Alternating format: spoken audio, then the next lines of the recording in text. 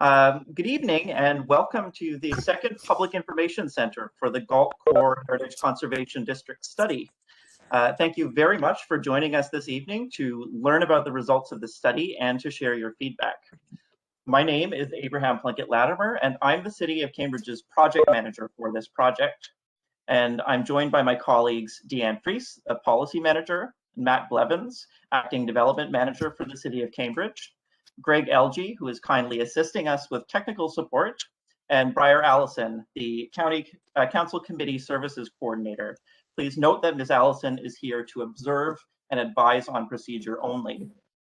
I would also like to introduce Rebecca Sierra, Christina Martins, and Laura Wickett from ASI Heritage, and Uta Maya Giambattista and Nathan Petrushin from Foten Planning, who have been retained by the City of Cambridge to undertake the Galt Core Heritage Conservation District project, and who will be facilitating this evening's meeting. We are also joined by a number of City Councillors, including Councillor Mike Mann, Councillors Donna Reed, Councillor Jan Liggett, Pam Wolf, and Nicholas Ermetta. I think that is everyone who's here. And I did just want to add that following this meeting, the presentation will be posted on the City of Cambridge's YouTube channel. And we will be encouraging people to send any comments that they have regarding the study to me up until June 18th. And I did also want to remind the group that we are being recorded. And so just to keep that in mind. And so with that, I'd like to pass off to Councillor Pam Wolf, who would like to say a few words of welcome. Good evening. I'm Councillor Pam Wolf, and on behalf of Mayor McGarry and Council, it is my pleasure to welcome everyone here tonight. Councillor Liggett and I represent wards which are being considered for inclusion in a potential Galt Core Heritage Conservation District study. I appreciate you taking the time out of your busy schedules to attend this public information center on this study. The Galt Core Heritage Conservation District study has been prioritized by Council at this time because identifying and conserving significant heritage resources in the downtown core is an important part of preparing for the future. The study is intended to help ensure that as downtown Galt continues to grow, the City of Cambridge can achieve the right balance between investment in the downtown core and conservation of heritage resources that are significant to the community. It is important through the planning of these lands that we take into consideration the existing residents and property owners that call this area their home. We must also respect the many significant heritage sites in downtown Galt that are important to the whole community. Receiving public feedback is a key part of a heritage conservation district study to ensure that the district reflects what the community values. No decisions are being made this evening. This meeting should be considered part of an ongoing conversation. I would encourage you to submit your comments to City staff after this public information center. Thank you again for your participation this evening. Your feedback is so appreciated. I now invite Councillor Leggett to make some remarks. Thank you, Councillor Wolf. I haven't spent a lot of time in figuring out what I'm going to say to you because most of you know me as a heritage advocate anyway. And Councillor Wolf has said it, you know, in many words that I probably would have repeated. So I'm just going to echo her on that. I would say that many people think that council's already made a decision when it gets to this point. We haven't made any decisions, and there are other people who have recently said, what does it matter to participate because they only listen to developers? Well, that's not true. This session is here, we are having it so that we can hear what you have to say. Afterwards, you can also give your input, so please don't hold back. Say what you have to say, and no matter where the chips fall, that's where they go. So Please tell us what is most important to you. And I'm looking forward to a great evening and full participation from everybody here. You wouldn't be here if you didn't think that heritage was very valuable. So now I'm going to pass this off to the consultant to carry this meeting forward. Thanks, guys. Thank you, Councillor Leggett. Once again, my name is Utemaya Giambattista, and I will be briefly introducing you through tonight's session. I don't know how necessary it is after almost a year of WebEx meetings, but we wanted to remind you that you can raise your hand using the little buttons at the bottom of your screen. We ask you to unmute yourself and please put yourself on mute so we don't have any reverberation or echoing issues. This session will be recorded, as Abe already indicated, and just as the regular format or terms of engagement, we will be here to share factual information, address and answer any questions you might have through the breakout rooms that we have set up for today's discussion. We will facilitate the discussion because your opinions and views really inform this process, and we will provide you with an identify next steps. So this session tonight will start by a presentation with by Rebecca, who will take us through the work done today and the recommendations that are emerging for your input. We will follow by a session of breakout rooms. At this point, based on the attendance, we will have 3 working groups. Right after the presentation, we will have a quick question and answer period, followed by the breakout rooms. We have allocated quite a generous amount of time, an hour, for people to engage in that format. After which we will come all back to this plenary room to speak to the key items each breakout room will come up with or have discussed, and at which one we will just conclude the session at 8 o'clock tonight. So with that, I will pass it to Rebecca. Great. Thank you, Uta. I'm just going to share my screen.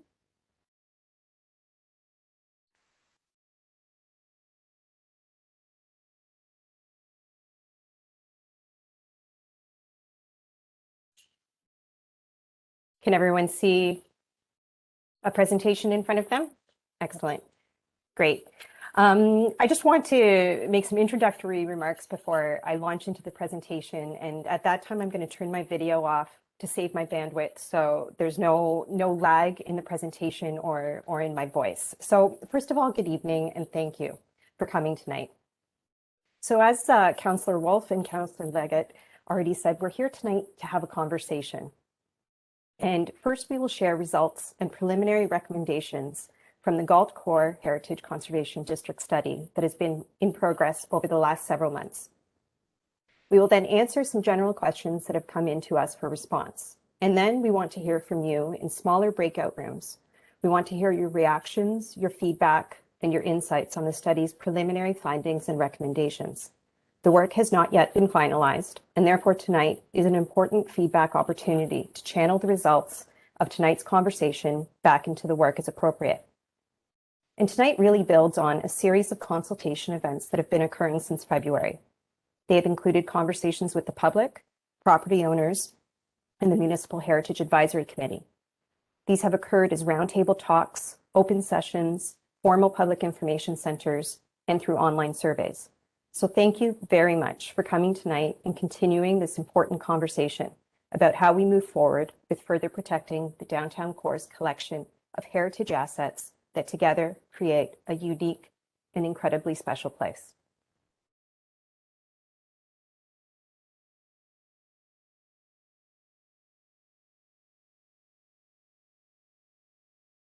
Just bear with me 1 sec.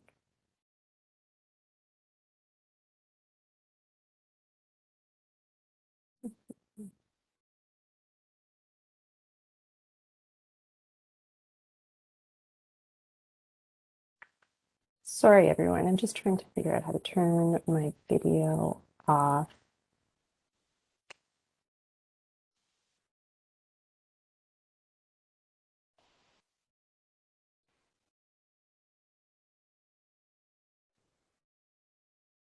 Which I think someone did for me. Is that correct? Okay, excellent. Thank you very much for helping me out.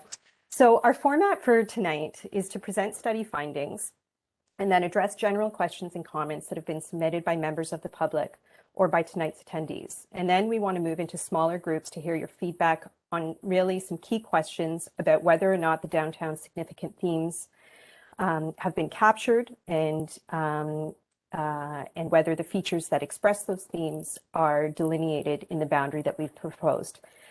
And we really want to hear your thoughts as well about the recommendation to potentially extend the district across the river and discuss some considerations about consolidating the existing Main Street HCD into a new potential downtown district.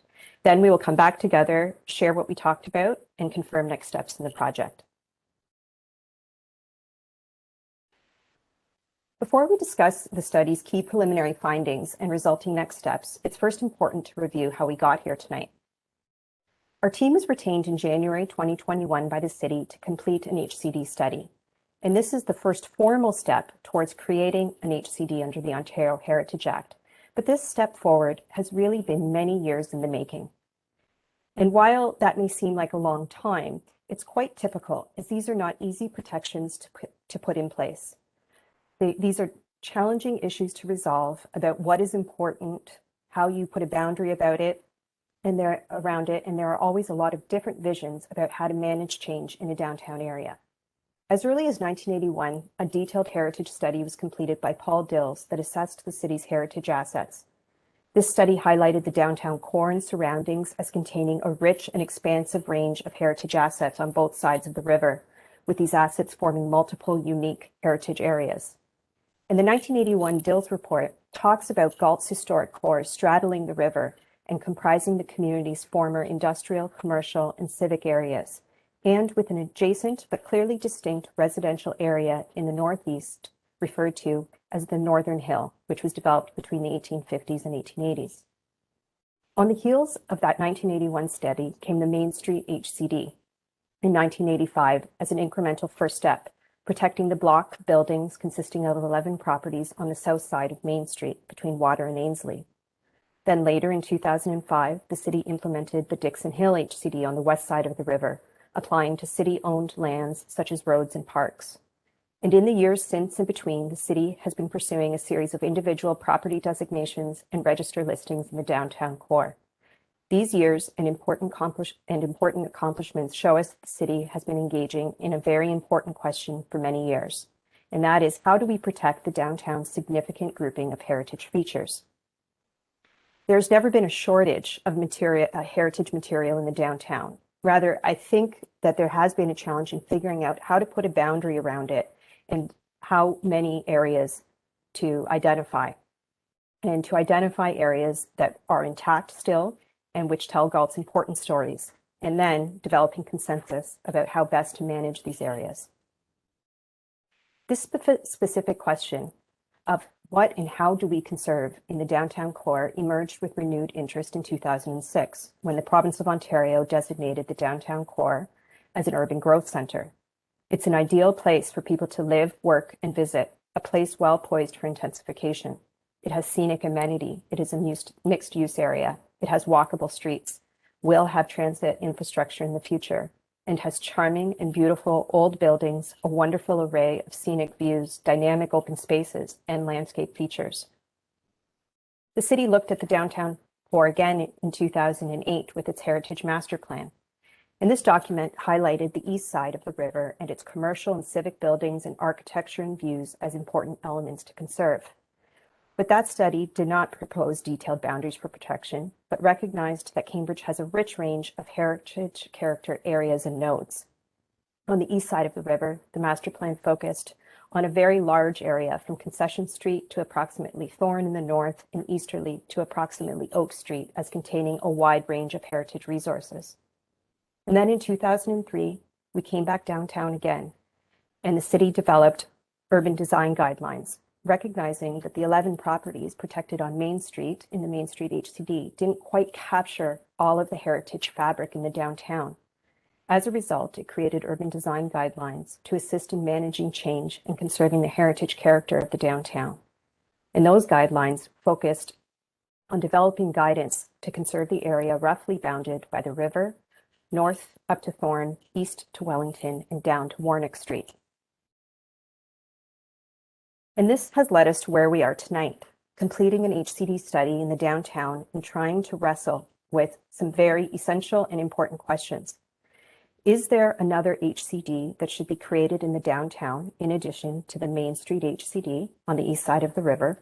And if so, what is its boundaries and why is it significant? And should we protect it as an HCD under the Ontario Heritage Act?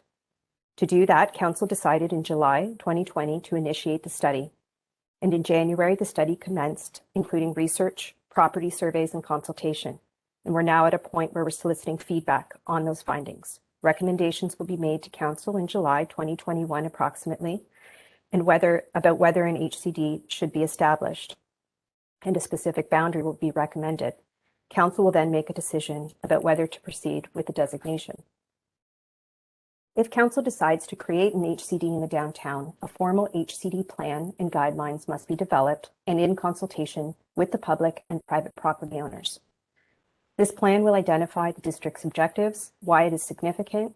It will provide guidelines for infill and new development and for major alterations to properties that contribute to the district's significance.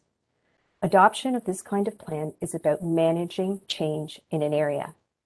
It is not about introducing restrictions, restoring properties to some period from the past, or freezing the area as a museum. An HCD plan will also require that any of its guidelines be complied with, and for example, other bylaws such as property standards, secondary plans, and zoning may require amendment to be compliant with the plan. Council will then make a decision whether to proceed and adopt the plan and guidelines and pass a bylaw registering the designation on title of all properties included in the boundary. It will build on the urban design guidelines that are already in place and introduce a permitting system similar to building permits, but applied with a heritage lens. Property owners may appeal the designation to the local planning appeal tribunal.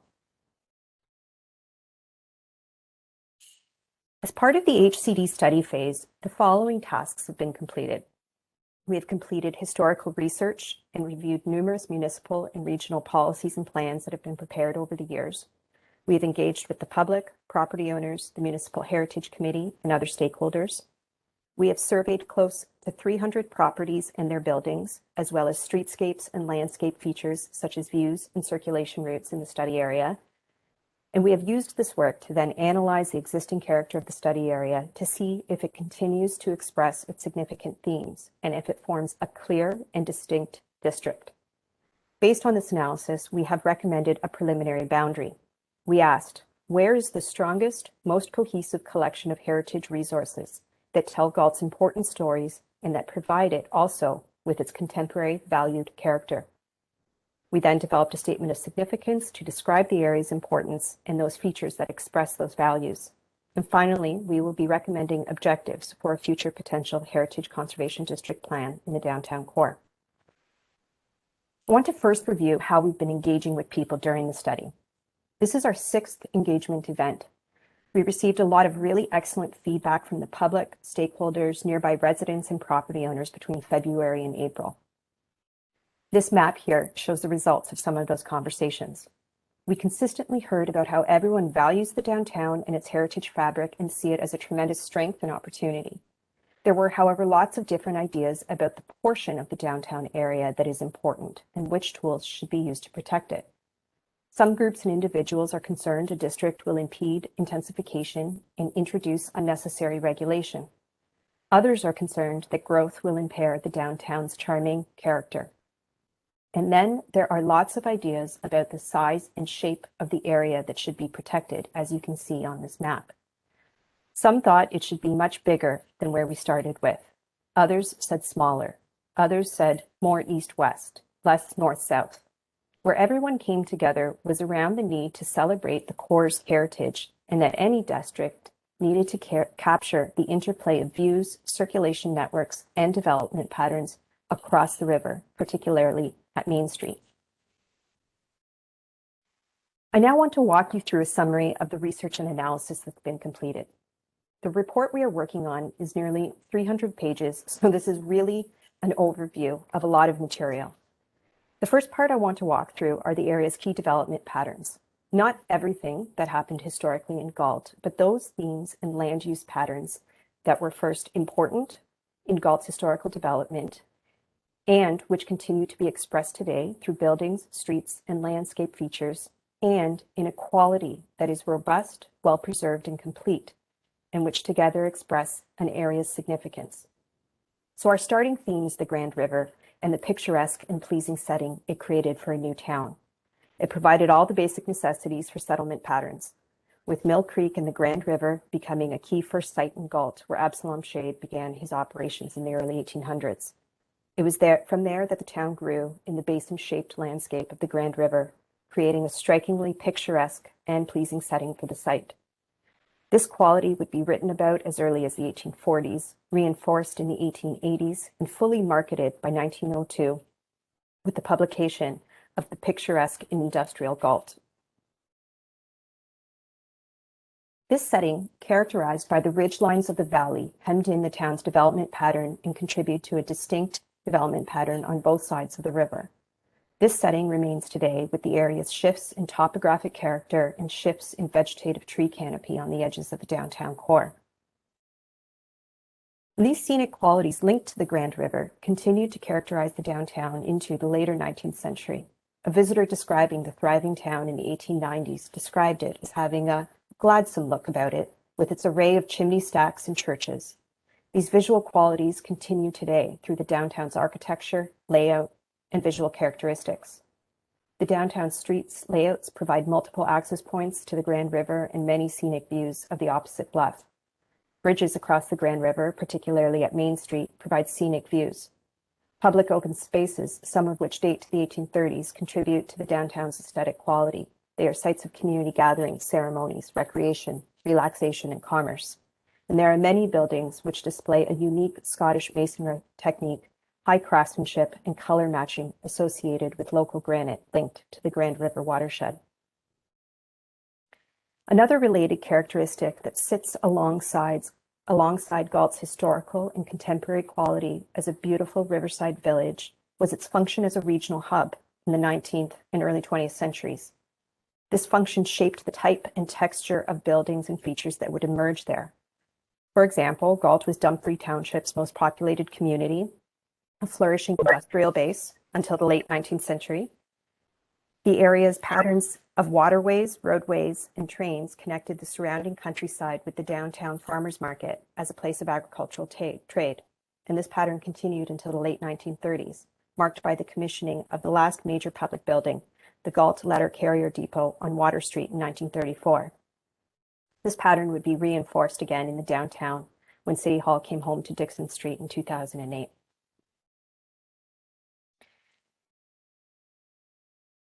The third important lens that we need to look through to analyze the downtown requires understanding Galt's 19th century and 20th century function as an important industrial center.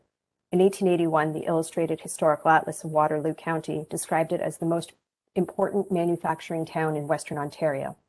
And this pattern emerged on both sides of the Grand River and in proximity to the historical railway corridors, leaving marks on the shape and layout of the downtown. We see these marks in the following ways, with large industrial complexes now having large parcels, the Great Western Railway bed, now Wellington Street, south of Maine, streets and laneways formerly associated with industrial sites providing important views, and conversions of former industrial sites to commercial and residential use. The final lens that helps us understand the downtown's shape relates to how the area was used for commercial purposes and civic infrastructure. By the end of the 19th century, Galt was described as cityfied. For example, commercial blocks in the central core remain consistent with this 19th century land use in terms of narrow, dense lot patterning and street walls, and with civic infrastructure such as institutions and religious buildings, as well as public squares shaping the downtown's layout. Today, the clustering of the Civic Square, Old City Hall, City of Cambridge City Hall, former fire hall, and Market Square form the civic heart of Galt. It is with this understanding of major land use themes that we can then begin evaluating the study area we were given to see if it as a whole meets these following tests. Does it have a concentration of heritage buildings, sites, structures, designed landscapes, or natural landscapes that are linked by aesthetic, historical, and socio-cultural contexts or uses? Does it have a framework of structured elements? Does it have a sense of visual coherence? And finally, does the area have a distinctiveness which enables the district to be recognized and distinguishable from its surroundings or from neighboring areas? We answer these questions by using our historical research, listening to what we've heard from the public, property owners, and stakeholders, and by analyzing the survey data of buildings, streets, and landscape features to assess the area's character and evaluate whether or not it is a heritage district, and if so, what are the boundaries of that district? To do that, we have looked at the area's buildings, topography, architecture and architectural details, landmarks, landscapes and public open spaces, overall spatial patterns and site arrangements, circulation networks and patterns, vegetation patterns, and views. And we have assessed their qualities, interrelationships, and how together they form a visually coherent and distinct place. The results of analysis and evaluation have concluded that a portion of the study area forms a visually distinct and interconnected complex of features that together create a special area. This area is valued for a range of scenic, aesthetic, design-related, social, historical, and contextual reasons. These values are expressed through not only the majority of buildings there that date to between 1850 to 1920, but through the relationships between street layouts, lotting patterns, buildings, streetscapes, views, and landscape features. These resources express Galt's significant period of commercial, civic, institutional, and industrial establishment, growth, and solidification on the banks of the Grand River, beginning in 1816 with the selection of the town site and continuing into the 1930s when the last major public building was constructed in the downtown core. Key value number one relates to the area's scenic and aesthetic values. It is a well-preserved and unique historical downtown that serves as an outstanding example of the profound impact of major waterways on 19th and 20th century settlement patterns. To understand this area, one must understand how the river shaped it in multiple and layered ways. The river has functioned as a connector for over 200 years, and in doing so, imbues the district with unique scenic and aesthetic qualities. The area also has historical value, as it tells of Galt's early beginnings, growth in the mid-19th century, and solidification into the 20th century as a regional hub and important industrial center. It tells of settlement founders and town builders, 19th and early 20th century development patterns and growth, communities of people that settled en masse in Galt, as well as events like the Grand River floods. The area also retains a high degree of design value. It has distinct value in relation to its impressive and unique collection of stone buildings. It also retains a representative collection of vernacular buildings that are expressive of architectural styles that would have been typical in other communities in southwestern Ontario in the 19th and early 20th centuries. It also contains a number of architect-designed buildings. Finally, the area is of social and contextual value. It is considered a landmark area with a distinct sense of place today, valued by visitors and residents. It is a place of continued social and civic congregation. So all of this work has resulted in the task of recommending a boundary, putting lines on a map, and several options were considered. This project has been particularly complicated from a boundary point of view because of the range of opinions we have heard about the boundary, and also due to the rich collection and amount of fabric, as well as the shifts in character and large-scale alterations that have happened in the downtown.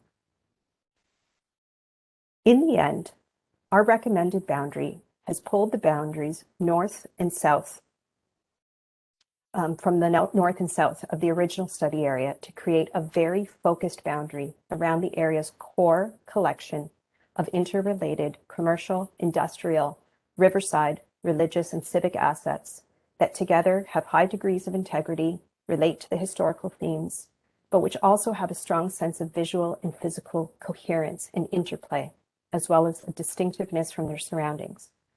The boundary we have focused on brings together what we are calling 4 interrelated, high-quality, high-integrity parts that together make a distinct whole that is distinguishable from its surroundings.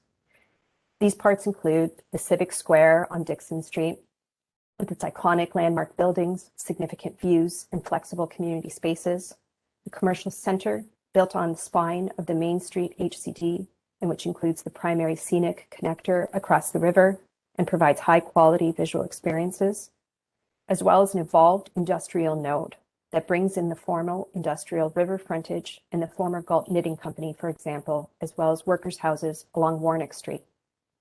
The final area is a transitional commercial residential edge on the southeast, and this area establishes a clear, hard edge defined by the former railway corridor on Wellington and retains lotting patterns in various buildings that date to the period of significance and which link to significant development patterns.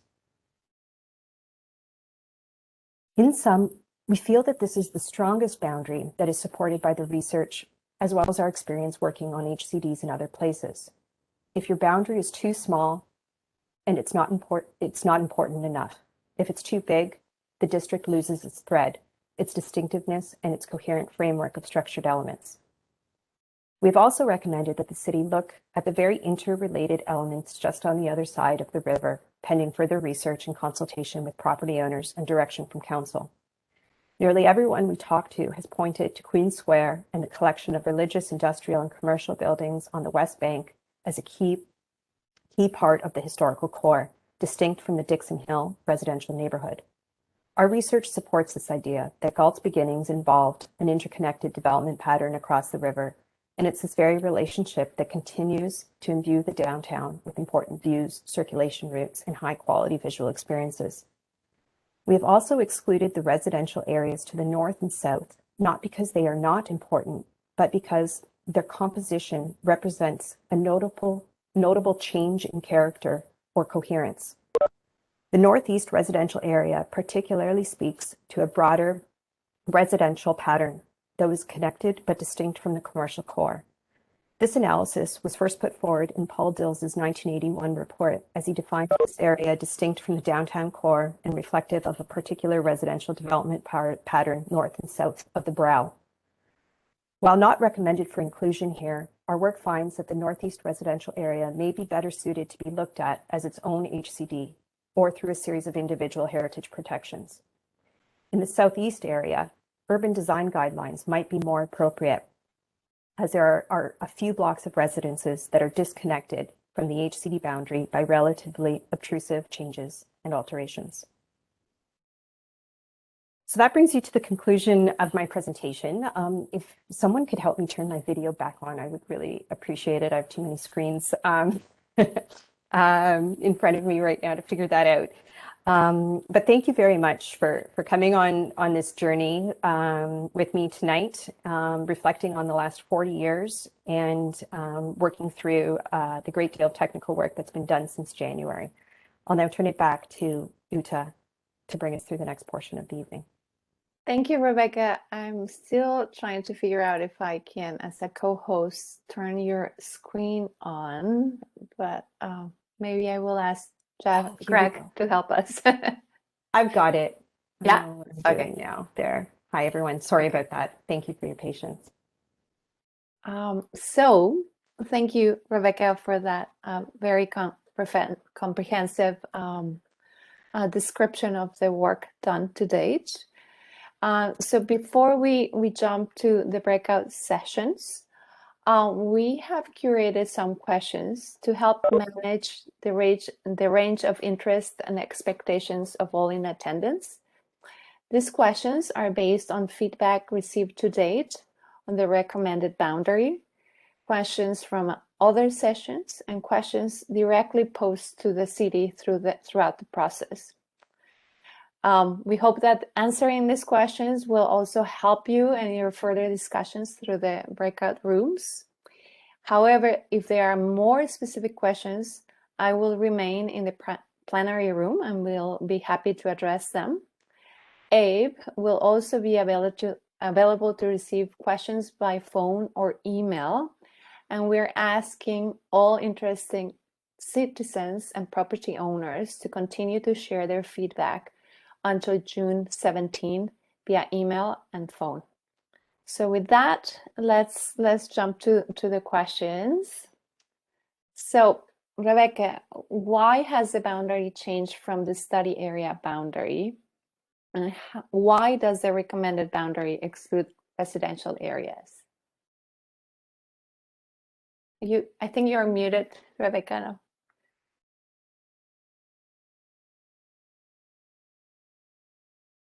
Okay, perfect. Okay, thank you, Ita. So that I think is an extremely important question to address right off the bat. So the first thing I'd say is that when we start an HCD study anywhere, we are given a study area to look at. And often in many places and in many studies, the boundary that you end up with at the end of the study, after you do very detailed research and very detailed property surveys, can often change. Sometimes the boundary gets bigger, it changes its shape entirely, or it gets much smaller. So in many ways, I would say that this is a typical part of an HCD study process.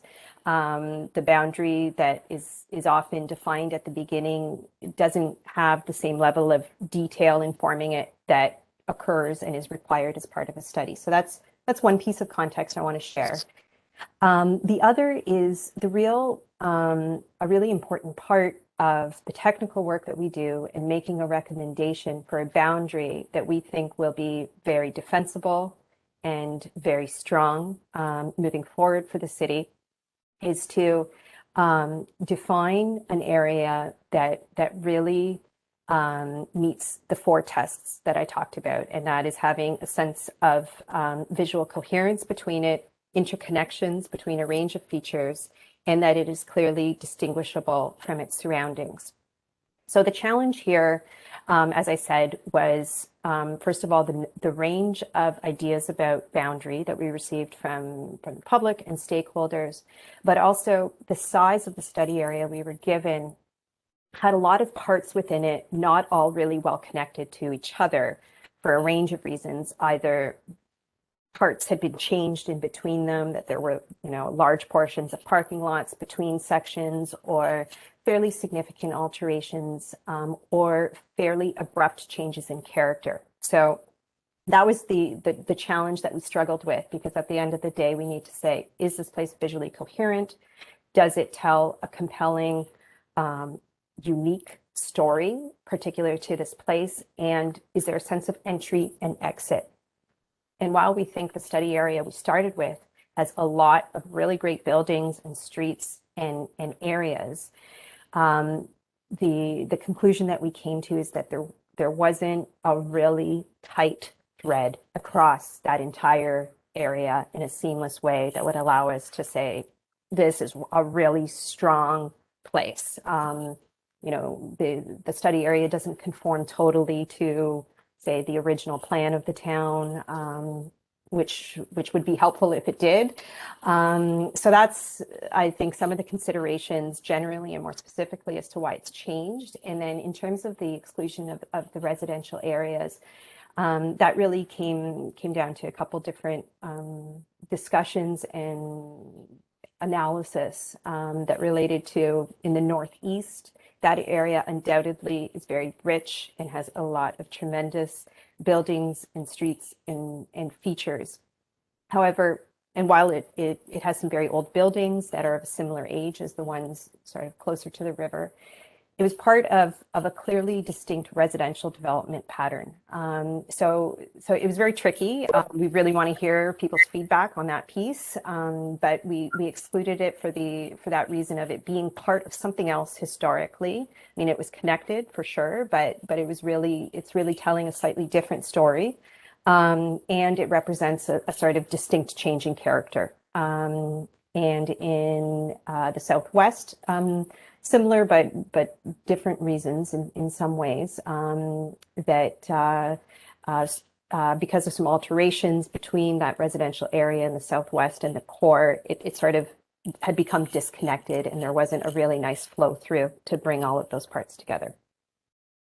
Thank you so much, Rebecca. I think that it's quite telling in how the boundary came together. The next question is really interesting in that a resident has put forward a question on the river and milling being such an important part of the district's history and their significance. However, they have been excluded from the from the proposed boundary. That's to include the Cambridge Mill, the Park Hill Dam, and the properties directly across on the west bank. Can you explain how come this area is not part of the boundary? Yeah, it's a similar discussion or similar points as I just worked through. So the Cambridge Mill, Park Hill Dam, absolutely part of this story that I've been talking about tonight in terms of the historical development patterns. But today there's a break between the core that I was showing in the recommended boundary, and particularly to the north of Thorne Street and where Cambridge Place is and the grocery store plaza. There's just this really overwhelming visual interruption. So to kind of jump over that up to northerly and to include the Cambridge Mill, we felt that there would be a fairly strong criticism of that from the point of view that that north end is very altered and it's a somewhat disconnected area. We think that that area is tremendously important, but there might be more appropriate different protections to think about there that may achieve similar objectives as a district. Great, Rebecca. So let's jump to the two last questions. The third question is really interesting. It speaks once again to the boundary, and it's why and the reasons why the properties west of the Grand River are recommended for potential inclusion into the boundary, especially when the Dixon Hill HCD is already in place. Yeah. So this was a point that came up at our very first consultation sessions of, hold on, why does your study area not cross the river? It was like anyone who was talking to us that lives in the area or visits the area was just like, you can't talk about the downtown without talking about crossing the river and what happens between it and the views across. So that became really a recurring theme in the engagement sessions, but it was a very kind of focused discussion on the west side of the river and not kind of extending into the residential area, but a core of assets around Queen's Park and the Cenotaph and the churches. And then the other piece that we do is we do a policy review. We look at all of the existing plans in place and assess, what protections are in place and what are they achieving. And the thing about the Dixon Hill HCD is that while it's in place there, it doesn't apply to private property.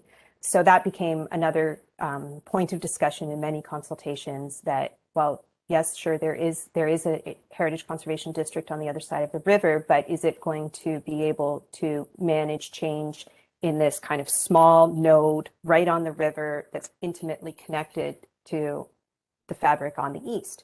So it's a recommendation that we've made for consideration. We haven't looked at that area in detail, and it hasn't had the same consultation that we've had within our study area. So it's a very kind of preliminary recommendation, but given the research that we've conducted and what we've heard from the sessions, as well as our own analysis of the river being a connector, not an edge. It's not sort of the hard edge that separates it. We felt that it was responsible to bring a recommendation forward around that issue for discussion and feedback. It certainly complements our current studies. And finally, it's just the whole question on what to do with existing Main Street HCD. Does it retain its current boundary and it does its own thing, or it gets integrated into the larger boundary? Yeah, so that's something we've been discussing with city staff as we've been working through our findings. And I mean, on a very basic level, the Main Street HCD and those buildings there are completely related to the boundary that we've recommended. It's part of that same story. It's visually linked. It has it's a very strong example of stone masonry that we're saying is very important.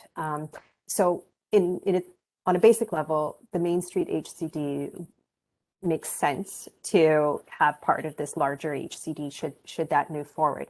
The mechanics of how you consolidate them is the more complicated part, or has more issues.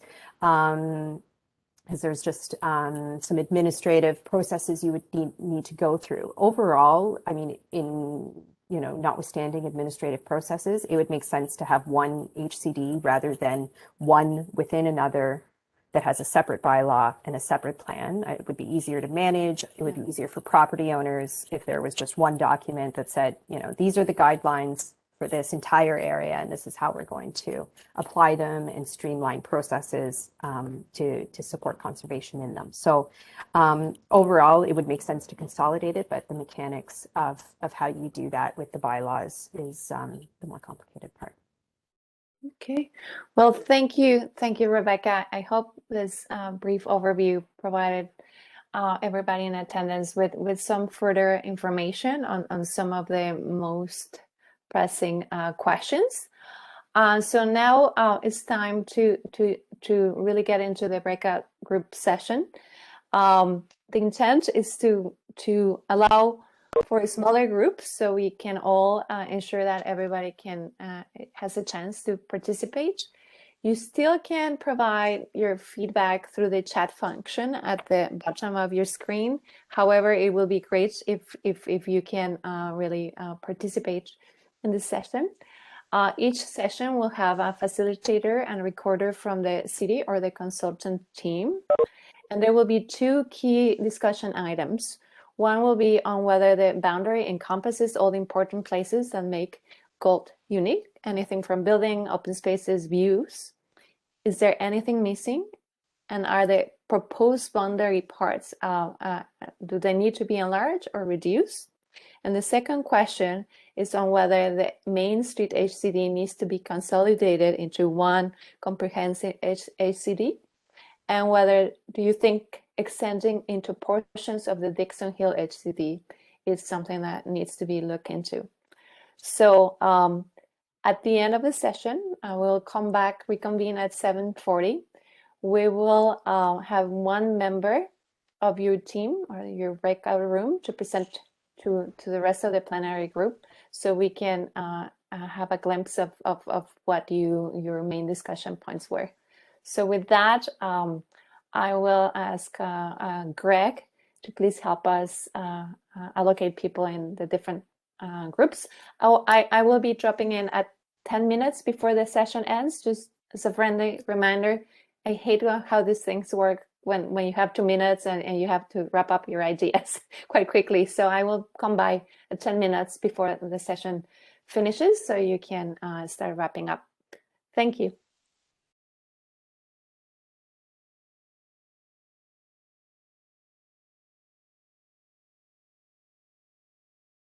So welcome everybody. I'm glad you were able to have this brief session. I'm sure there was a lot to be discussed and plenty of time that will be required to kind of fully get into all the details we would like to.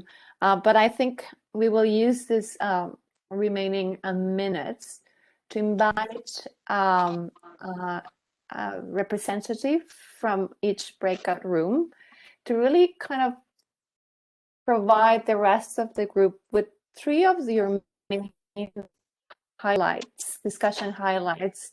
I find that sometimes different groups focused on different questions or items. So it's really interesting for everybody here to kind of hear from you and see what your specific group really focus on. So with that, I would like to invite a representative of Breakout Room 1 to share their findings and discussion topic. So I was nominated for Breakout 1 to share our discussion points. And I was just reading through my notes. We discussed a lot, so I hope I'll be able to capture everything. And I hope someone will jump in if I've missed the point they wanted to make. In general, there was support for the boundaries that were outlined. That the idea of the area to the west of the Grand River going up. Sorry, I'm hearing a bit of feedback. Are you able to hear? The areas to the west of the Grand River were identified as being quite important to include, thinking about Queen Square in particular and the area immediately surrounding, and the idea that of extending protections along the riverfront as well, in order to make sure that there was sort of cohesive policies on both sides for the protection of heritage. We did have some discussion about the impact of the light rail transit coming through and how that intersects with the proposed boundaries of the Heritage Conservation District.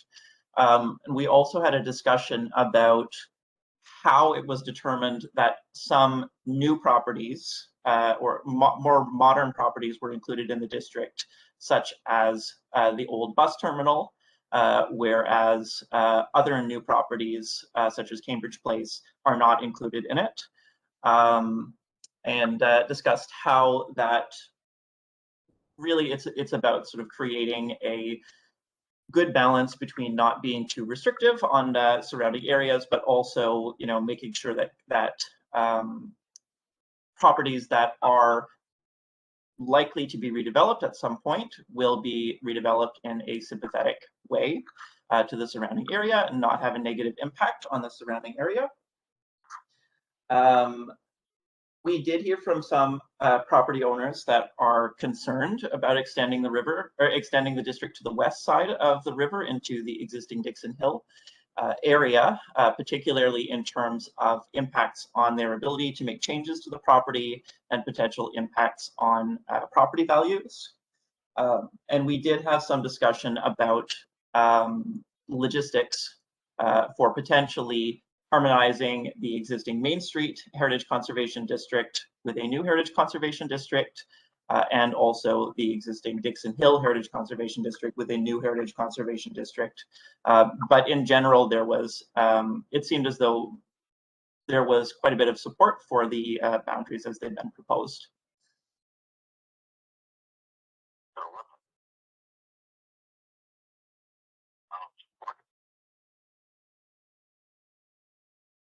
Uta, you're just muted.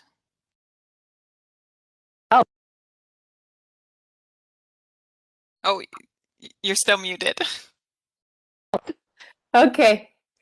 Thank you, Christina, and thank you, Abe. I see him on the phone now. I'm glad that he was able to manage and cover all the questions. So with that, Christina, are you representing Group 2 or is somebody else? I was nominated to represent Group 2. Great. So we had some good discussion. There was one individual who felt that the boundary that was proposed was good as it was. I think the majority of the rest of the group felt that it should be either the same size as what was in the original plan, or that it be expanded to include some other important components, such as Centennial Park, the views from Centennial Park down Main Street, as well as looking at potentially expanding to cover areas that have important heritage features that will fall outside of the core area heritage district and the proposed or the study area for East Galt Heritage. So there's some areas, particularly down towards Concession Street, that were pointed out as an area of concern, that they won't be covered by either district plan. And then there was also some discussion about concerns of the areas of the Cambridge Mill, the Ray Electric Building, and those sorts of areas along Park Hill, that they were not included in the study boundary. I think the main concern is that there's a lot of properties that would be excluded if the new proposed boundary was the total boundary of this study. And the concern is that these smaller properties or the residential component within these areas would be at risk if they are not included, that we are basically placing them at risk if we exclude them. It was also mentioned that basically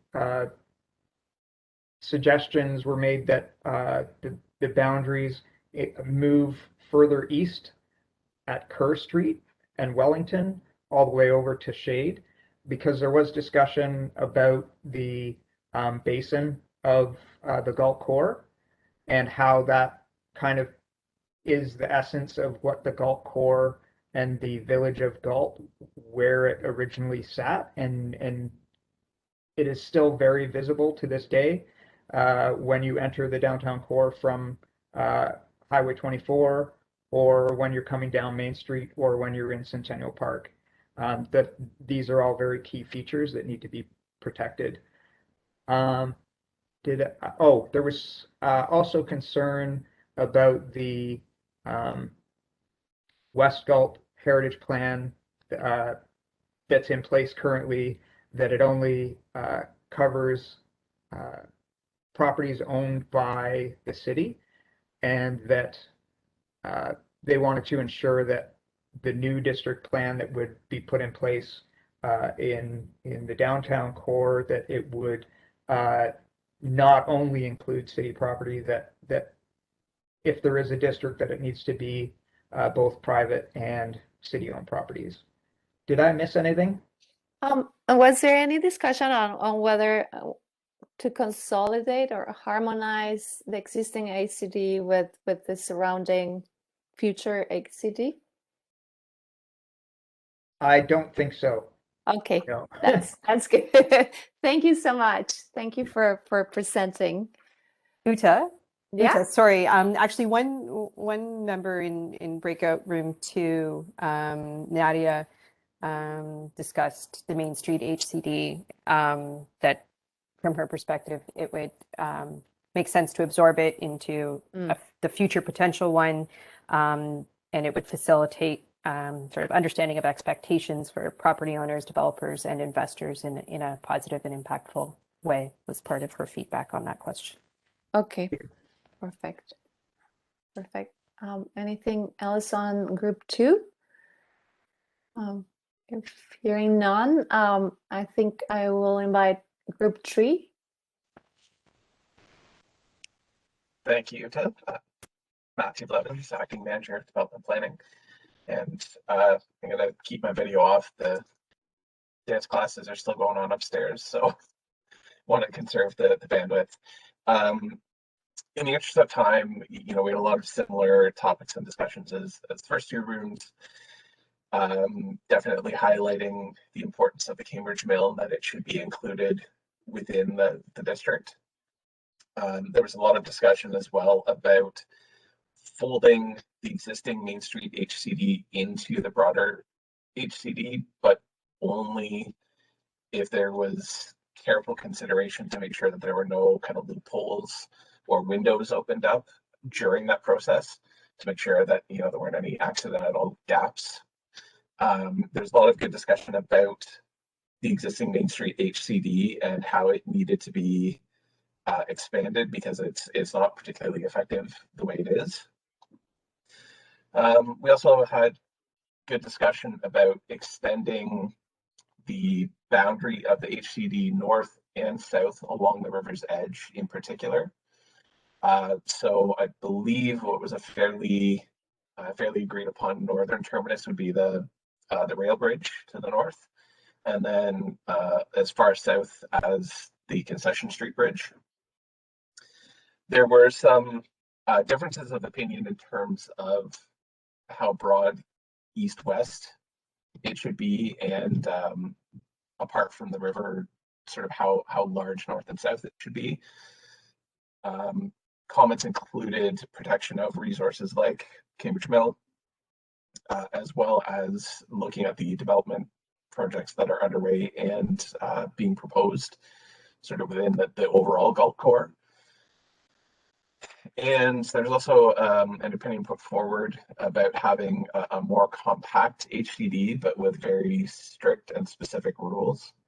So, making sure that this is an area that is protected and defended vociferously, and kind of a line in the sand to make sure that there were no infringements onto that area.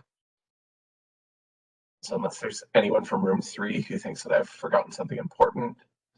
Oh, sorry, the Cambridge Sculpture Garden also should be included as a preserved green space within the HCD in the plan mapping as well as the policies. Okay. Anybody else from group 3 that wants to contribute anything? I see, Uta, I just see Yeah. Nancy, who was in our group 3, has her hand up. Thank you, Christina. I didn't see that. Yeah. One of the things I'd like to, I think we missed for the group 3 was the notion of extending the current Main Street HCD across the road to the north side of Main Street and carrying it west across the river and over to St. George, and making that the core of the core with the tightest guidelines and rules. Okay. Thank you, Nancy. Excuse me. Yes. I have no idea how to wave or stick up my hand. That's okay, Les.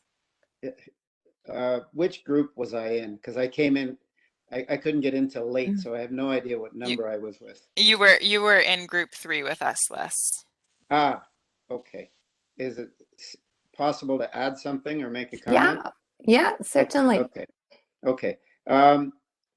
During the discussions, Councillor Wolf made a good point in that the current HCD on Main Street, she is quite satisfied with, and it has some teeth and so on. And she'd want it to, she would expect that it would be applicable to all of the rest of it equally, so as to not detract, if I've got that correct. And I think that's a really important thing to say, so that everybody is treated equally and held up to the same standard. And I guess the question I have, if it's an appropriate place to ask it, is such a study ever make mention of the monetary values and the values of the property values when a heritage conservation district is implemented? Because I heard comment here of people worried about property values and so on, when in fact, if you check on heritage conservation districts all over the world, what you find is that in fact the property values increase, as well as the condition of the properties and so on. Is this study or any such study encompass those and then highlight it? Thank you, Les, and I will let Rebecca answer the question, but certainly yes. Thanks, Uta, and thanks, Les. It's a really important question. We have certainly, when we've worked on conservation district studies in other places, have talked about those issues and the evidence and research that is out there that shows the impact of conservation districts on property values and condition. And you're absolutely right. There's a great deal of research, some focused in southwestern Ontario. So those that information we're very familiar with, and we have included as part of our consultation sessions before. It hasn't, it's not currently in the report that we're preparing, but it certainly can be. Why not? It doesn't sort of neatly fit into the prescribed requirements of an HCD study under the Ontario Heritage Act. The statutory requirements are very narrow and very technically focused. So that's why you don't see that kind of information in conservation district studies usually, except for when it becomes part of the discussions as part of the engagement sessions. So we have I guess it's part of the discussion, right? Mm-hmm. Yeah. It just became part of the discussion? Yep. Okay, well, we'll look forward to seeing it in there. Yeah, certainly. Thank you, Les. Well, with 5 minutes to go, I think I wanted to let Rebecca take us through the next steps Sure. of the study. Thanks, Uta. So we have a few minutes until 8. So first of all, thank you again, everyone, for coming tonight and continuing the conversation with us. So the next steps are we're working on our report still. We're going to take what we heard tonight and review it with staff, and also, as Uta and Abe said at the beginning of tonight's session, we're also hoping to continue to receive comments from the public, private property owners, as well as other stakeholders over the next week, which we will integrate into our ongoing work. And then a recommendation, a recommendation will be made to staff through our report in terms of recommended boundary. And that will then move forward to council, and the anticipated date for that is in the summer to make a recommendation to council. And then if the recommendation is supported and everyone agrees to move forward, that would then initiate the next phase of work, which is to create the conservation district plan and guidelines. And sort of best case scenario, that would probably commence in the early fall if council makes a decision on this during the summer. Abe, are there any other next steps you wanted to identify or emphasize? No, I think that you've covered it pretty well, Rebecca. Yeah, the one thing I just wanted to highlight was to please do, if you've got more feedback, please send it my way, and we will definitely compile all of the information at the end of next week. Okay, well, with that, I think we thank you all for spending a wonderful sunny evening with us. Oh, Councillor Leggett, you have. Sorry, I was trying to unmute and I can't find where to do my hand on this particular platform, but did I hear you say that this is being recorded and will be available on YouTube? Yes. Okay, and tomorrow, did you say? Is that what I heard? I will ask Abe. Is that the case, Abe? I think so. We'll get it up as soon as we possibly can. Okay, great. Thank I you. just also have a question in the chat. Yeah. Do you want me to read it out? How is this message to submit feedback until June 16th being sent out to the general public? Yeah, so that was sent out in the meeting notice that was sent to all of the property owners in the district. It was also put in the newspaper notice, and it's published on the website or webpage for the project.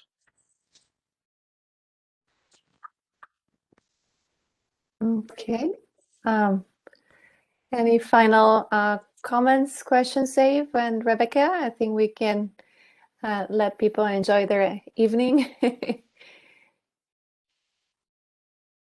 Nope. There's just a follow-up question about whether or not the broadcast for feedback can go out through social media channels. yes, we can certainly do that. Okay, great. Okay, well, thank you, everybody. Thank you for attending today, and we'll look forward to seeing you in the next phases of the study. Thank you. Thank you. Thank Thanks. you. Good night. Have a good night.